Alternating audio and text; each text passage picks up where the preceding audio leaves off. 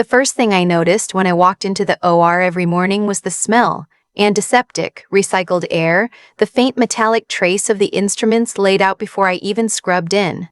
Most people would find it clinical, sterile. I found it clarifying. In that room, nobody questioned whether I belonged there. My hands knew what to do. That was the only thing that mattered. Outside that room, it was a different story. My name is Vivienne, and I am a cardiovascular surgeon at a hospital in Halifax, Nova Scotia. I spent 11 years becoming that 4 years of undergrad at Dal, 4 years of med school, 5 years of residency that nearly broke me in ways I still don't talk about at dinner parties. My sister Camille spent those same 11 years becoming the most interesting person at every dinner party she attended. She was good at it. Genuinely good. She had the kind of warm, easy charm that made people lean toward her like plants toward a window. I don't say that with bitterness. I say it because it's true, and because understanding that is the only way to understand everything else that happened. My father never missed one of her gallery openings. She is a textile artist, mixed media, installations. The kind of work that gets written about in local arts publications with phrases like visceral negotiation of domestic space. He drove 3 hours from Moncton in January to stand in a drafty warehouse gallery and hold a plastic cup of white wine and beam at her like she'd hung the Northern Lights. Herself. He missed my convocation. Not the med school one, the residency completion ceremony. He said he'd already seen me graduate once, and the drive was long, and Camille had an important meeting that week he wanted to help her prepare for. I told myself it was fine. I had learned by then to tell myself a lot of things were fine. The relationship between my sister and me is one of those things that looks normal from the outside and feels deeply strange from the inside. We were never enemies. We never screamed at each other or pulled hair or did any of the obvious things. It was subtler than that. She would say things, small things, that landed in a particular way. When I got into medical school, she told me at Christmas dinner that she was glad one of us was practical. When I bought my condo in Halifax, she asked if I felt lonely living somewhere so quiet. When I started dating Owen, she mentioned to my mother that she hoped I wouldn't work so much that I drove him away. My mother passed that along to me as concern. That was how it always worked. The message arrived wrapped in love from someone else's hands. Owen is a structural engineer. He grew up in Dartmouth, loves hockey, he'll never actually play anymore, makes the best fish tacos I've ever eaten, and for reasons I still find genuinely mysterious, decided that I was the person he wanted to build a life with. We got engaged on a Tuesday in February in our kitchen, which is exactly the kind of proposal I would have wanted even if I never would have said so out loud. No restaurant, no speech. Just him, the kitchen light, and a ring his grandmother had worn for 40 years. We set the date for the following September. The venue was a heritage property outside Dartmouth, a restored Victorian manor that had a garden ceremony option and an indoor reception hall with original hardwood floors. I booked it 13 months in advance because that is the kind of person I am. We paid the deposit the same day. My father cried when I told him, actually cried, which surprised me in a way I wasn't fully prepared for. He held my hands at the kitchen table in Moncton and said, "I always knew you'd find someone worthy of you." I remember thinking that was the kindest thing he'd said to me in years. I also remember thinking I shouldn't let myself think too hard about what that meant. He promised without me asking that he would walk me down the aisle. I want to be clear about this. I did not ask him. He offered. He said, "That's my job, Vivienne. I'll be there." I hugged him, and I believed him, and I think that might be the most vulnerable thing I'd allowed myself in a long time. The wedding planning was genuinely one of the happiest periods of my adult life. Owen and I spent weekends driving around looking at florists and cake tastings and arguing pleasantly about centerpieces. My mother was involved in the way she always is, present, warm, occasionally overwhelming, but from a place of love I've never doubted. Even Camille seemed happy for me, or performed happiness so convincingly that the distinction didn't matter. She offered to help choose the music. I let her. The ceremony was going to be small. 62 people. We weren't a big wedding family, and I wasn't a big wedding person. The guest list was people we actually knew and actually loved, which meant every single one of them mattered. About 6 weeks before the wedding, something shifted with Camille. It was subtle at first. She started calling my father more. I know because he mentioned it. Your sister and I have been talking a lot lately. She's going through something. And when I asked what, he was vague in the way that meant Camille had asked him not to say. Then she came home to Moncton for a weekend without telling me, and my mother mentioned it only after the fact. Then she started making comments when we were all on a family video call, small ones, almost offhand, about how stressful her upcoming residency application was. Except Camille wasn't applying for a residency. She was a textile artist. She meant a residency grant from the New Brunswick Arts Board. She had applied for a 3-week funded residency program and she was waiting to hear back. That was real. What wasn't real was the way it grew, in the telling, into something that required our father's constant emotional support and presence and attention. I watched it happen slowly and I told myself I was being uncharitable. 3 weeks before the wedding, my father called me on a Wednesday evening. I was post-call, still in my scrubs, eating leftover butter chicken out of a container on my couch. He said, "Vivienne, I need to talk to you about the wedding." I put the container down. He said that the Arts Board had announced the residency recipients, and Camille had gotten through to the final notification round, and they were announcing the final results the day before my wedding. He said Camille was a wreck. He said she needed him there. He said, and I remember this precisely, "I don't think I can be in 2 places at once, and she needs me more right now." I asked him what exactly he was saying. He said he thought he might come to the wedding later, after the ceremony, that maybe Owen's uncle, who was already on the guest list, could walk me in. I sat with that for a long moment. I was 31 years old, eating leftover buttered chicken in my scrubs at 9:30 at night, and my father was telling me he might not walk me down the aisle at my wedding because my sister was waiting for an email. I said very calmly, "I'll call you back." I did not call him back that night. I called my mother instead. She was quiet for a long time when I told her. Then she said, "You know how your father is with Camille," which was both true and one of the most useless things anyone has ever said to me. I told her I understood, and I got off the phone and I sat in my condo in the dark for about 20 minutes thinking about what I wanted to do. What I decided was this: I was not going to reschedule my wedding. I was not going to beg my father. I was not going to call Camille and perform the confrontation she would later be able to describe to friends as Vivienne overreacting. What I was going to do was call my Uncle Gilles. Uncle Gilles is my mother's older brother. He is 67 years old, a retired marine engineer who spent most of his career on supply vessels in the North Atlantic and now lives in Lunenburg and builds wooden furniture in his garage. He's not a man of many words, but when he uses them, they tend to be the right ones. He had known me since I was 4 days old. He had driven to Halifax twice when I was a resident just to take me to lunch and make sure I was eating. When I told him what had happened, there was a pause, and then he said, "Tell me what time to be there and what to wear." That was it. No drama. No lengthy analysis. Just, "I'm there." I told my father the following day that I understood he was in a difficult position and that I had made alternative arrangements and that I hoped he would still come to the reception if he was able. I kept my voice even. He said, "Of course I'll come to the reception, Vivienne. I'm your father." I said, "I know." We hung up. Owen was the one who helped me not fall apart over the 2 weeks that followed. He didn't minimize it and he didn't inflate it. He just kept showing up in the small ways that matter. Making coffee before I woke up, sitting with me when I needed to be quiet, saying once, clearly, "Whatever you need, that's what we do." I had spent a long time not trusting that kind of steadiness. I was learning. The morning of the wedding was September 14th, a Saturday, one of those Halifax September days that feels like summer deciding to stay a little longer than expected. The sky was ridiculous, a clear pale blue that made everything look like a photograph. I got ready with my 2 best friends from residency, and there was champagne and too much mascara and a genuine argument about whether my hair looked better up or down, and it was exactly what the morning of a wedding is supposed to be. Uncle Gilles arrived at 11:30 in a navy suit he had clearly had pressed, with a pocket square in a shade of blue that almost exactly matched my bouquet. I don't know if he planned that.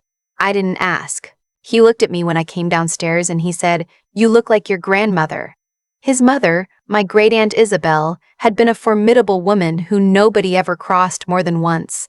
I chose to take it as the highest possible compliment. My father arrived at the venue at 12:15. The ceremony was at 1. I know the timeline because Owen's brother, who was helping coordinate arrivals, texted Owen, who told me when I was already positioned at the back of the garden with Uncle Gilles' arm through mine and my flowers in my hands. Owen's message said, "Your dad just got here. Says he made it. Should I tell Uncle Gilles to stand down?" I typed back, "No." I want to be careful about how I describe what happened next, because I think it matters that I tell it straight. I didn't feel triumphant when I said no. I didn't feel vindictive. What I felt was something quieter than that, a kind of settling, like a decision that had been hovering finally touching the ground. My father had made a choice. I had made mine. Both of those things were complete. The music started. Uncle Gilles patted my hand once, and I think he said something quietly. It might have been ready, or it might have just been an exhale, and we walked out into that September light and down the aisle toward Owen, who was standing at the end of it looking at me like I was the only still thing in a moving world. I found out later what my father's face looked like when he saw us. Owen's mother described it to me gently at the reception. She said he had been standing at the edge of the garden, still in his coat, and when the processional started and he saw Uncle Gilles, not him, walking me forward, something in his expression just went, like a curtain dropping. She said he stood there for the whole ceremony and didn't move. He came to the reception, we spoke. I hugged him, and it wasn't a cold hug, because I don't do cold hugs. I find performative coolness exhausting.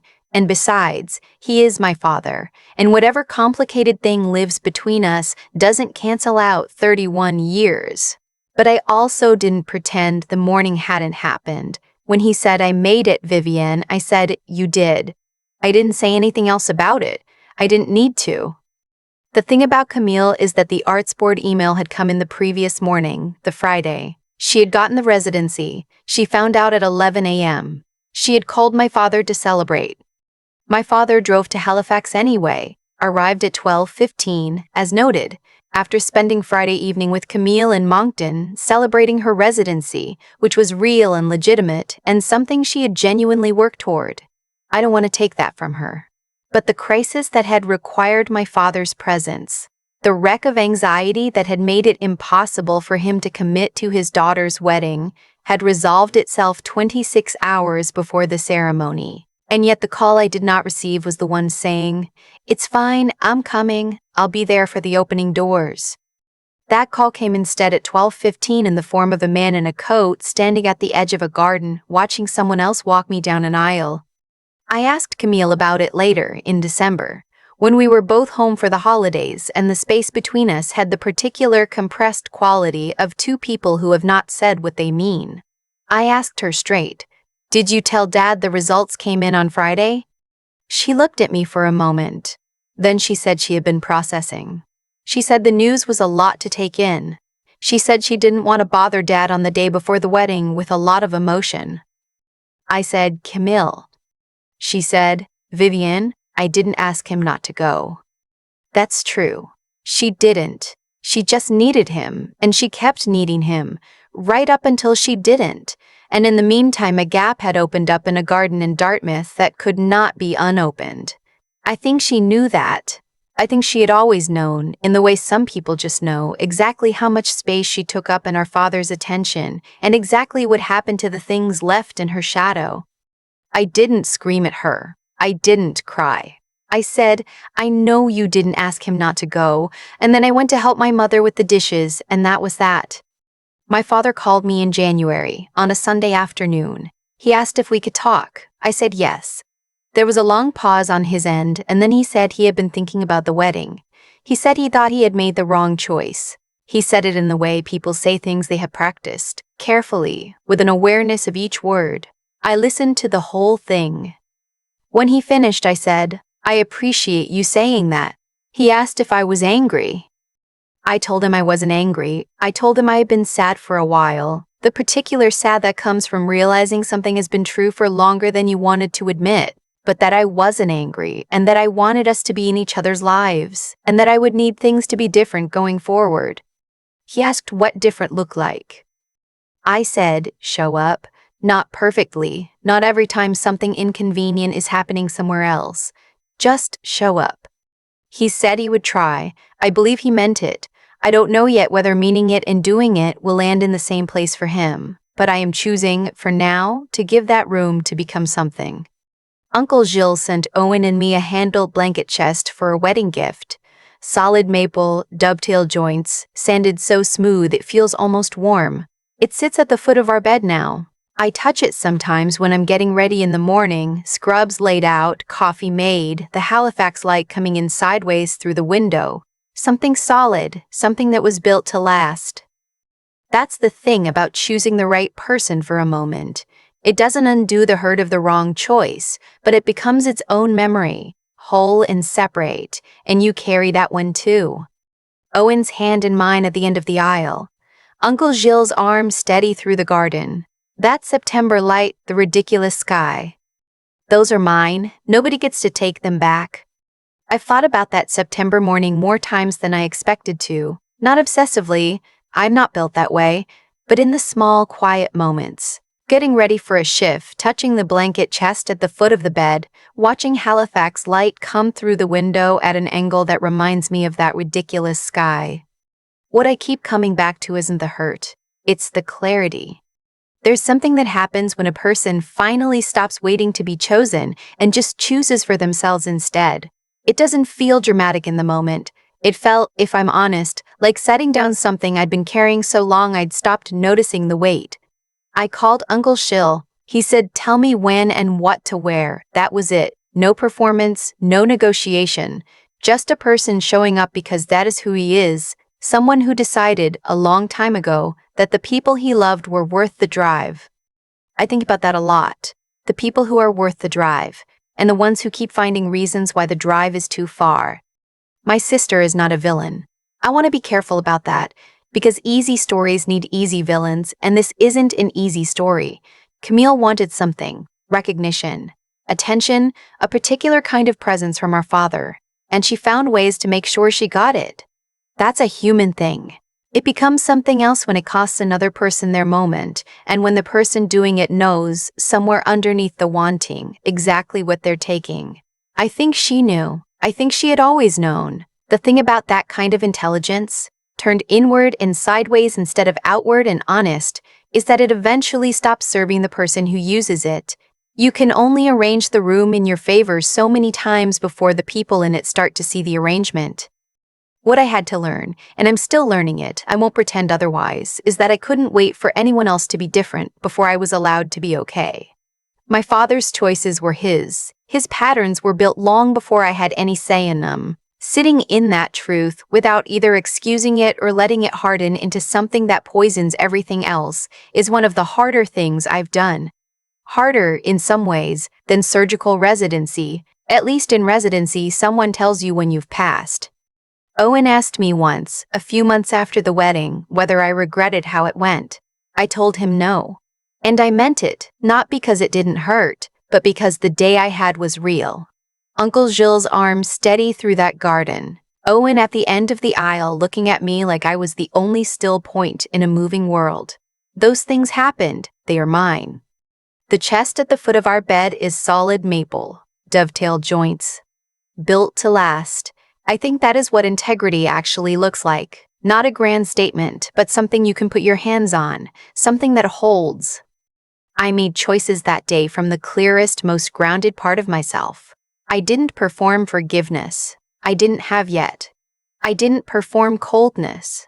I didn't feel either. I just moved forward, with the people who showed up, in the light that was there. That, I think, is enough. That is more than enough.